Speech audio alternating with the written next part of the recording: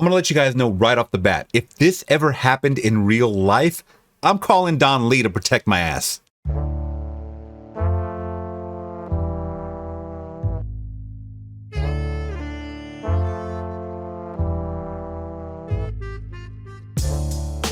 What's going on, Flix Talkers? Welcome back to another movie review. This time, I'm going to give you guys my thoughts on Badland Hunters, which is coming out to Netflix on January 26, 2024. And before we get into it, guys, my reviews are completely spoiler-free unless otherwise noted. And the quick synopsis for Badland Hunters is, when an earthquake turns Seoul, Korea into a lawless Badland, Nam-san, a fearless hunter, goes on to rescue a teenager from a mad doctor who held the teenager captive in a camp full of dangerous cultists. And making his film directorial debut is Jun-young, who I gotta say before I get into it, isn't too shabby of a first directorial debut. And this film does star Hee-joon as Young Ji-soo, Jun-young as Chao Ji-won, Roh Jeong-eui as Sun-ye, and Dong-seok aka Don Lee as Nam-san. Alright guys, so let's just get directly into my likes for this film, Badland Hunters. Now, I really didn't know what I was getting myself into. I did watch a quick trailer, and I will let you know one thing. Sometimes the trailers, at least American trailers,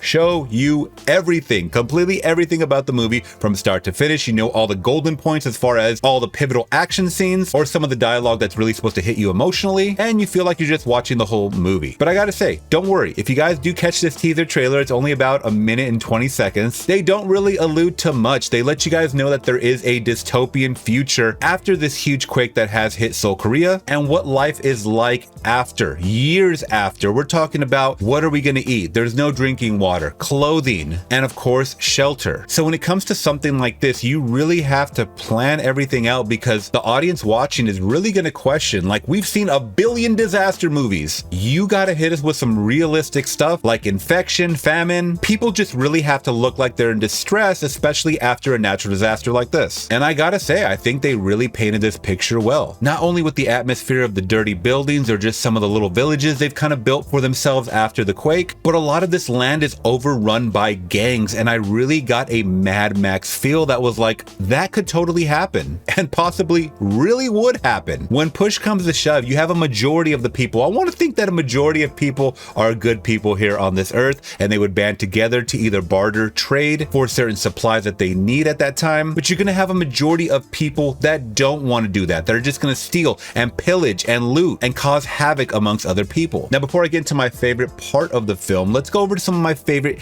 cast members for this film. Starting off with Ji-hye as Lee Eun-ho. She's a special forces sergeant. Now, she has kind of a side story, a side quest that's entangled with the main plot of the movie, and I thought we focused enough time to definitely care for her motivation of going back into this building that, once again, I'm not going to give spoilers, but it is inhabited by some creatures. And she does end up joining with our main group, Don Lee, and a few other cast members. But when push came to shove and there was those action scenes, hand-to-hand combat or weaponry or using knives as well, she was totally believable. I definitely felt that she had some tactical skills and some martial arts skills. If you guys are really martial arts heads, I think you should check this one out, even though it's kind of a horror movie. Also, I really did like the actress that plays Sun-ye. She plays someone who's 18 years old, and being young does play a huge part in this movie. I'm not going to give any spoilers once again. But even though she's young, she's not naive. She's not dumb. She's definitely hip to what's going on around her, the people that are kind of trying to involve their lives with her and her grandma, and she definitely doesn't follow the pack, so to speak. So I really like that she did things her way, and by the end of the movie, I thought she was a very, very strong young actress. And my favorite character of the movie, you guys probably guessed it, was the actor Dong-seok, aka Don Lee, who does play Nam-san. Oh my god, this guy is a freaking wrecking ball, I swear to god.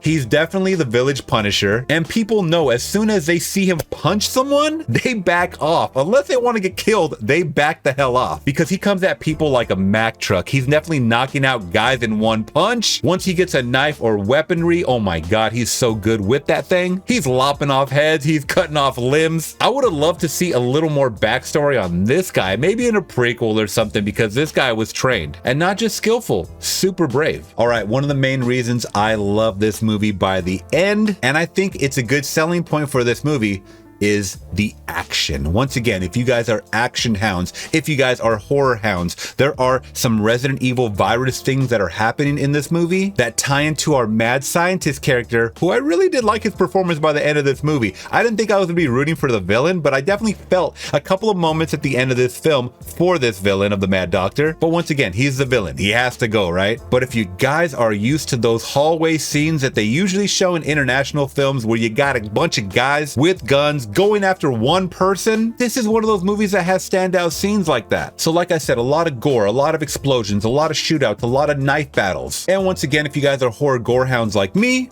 it'll satisfy you in that department. Now, even though this movie has a lot of action and gore horror beats, it did hit me a little bit with the dramatics, and I think that's so primarily because of the good writing. So this is the one thing that I've noticed with international films is the attention to detail to characters. They want you to fall in love with these characters, not like a lot of bland releases that I've seen recently, where you don't really care if a character lives or dies. I think in this movie, for the majority, I cared if this cast lived or died. I care if they got from point A to point B safely. And once again, kudos to the director, man. This is his first film, and I'm sure it won't be his last. All in all, if you guys are looking for a fun post-apocalyptic horror action ride, I think this movie's for you. And all that being said, I'm gonna give Badland Hunters from 2024 a solid 4 out of 5, almost pushing it to a 4.5 if I did a point system, but I'm rounding down a little bit, 4 out of 5. All right, Flix Talkers, what do you think of Badland Hunters if you guys have seen it? If you haven't seen it yet, did I persuade you to possibly see it? You guys let me know down in the comments below. And if you have seen it, what are some of your favorite parts of the movie? I would love to hear it. And also, of course, what do you guys rank it out of 5? And before you guys leave, if you guys did appreciate my review, please let me know by hitting that big thumbs up to support the channel, and consider subscribing today for more reactions like this, as well as movie reactions, trailer reactions, and live streams here on the channel. All right, Flix Talkers, till next one, I'm gone.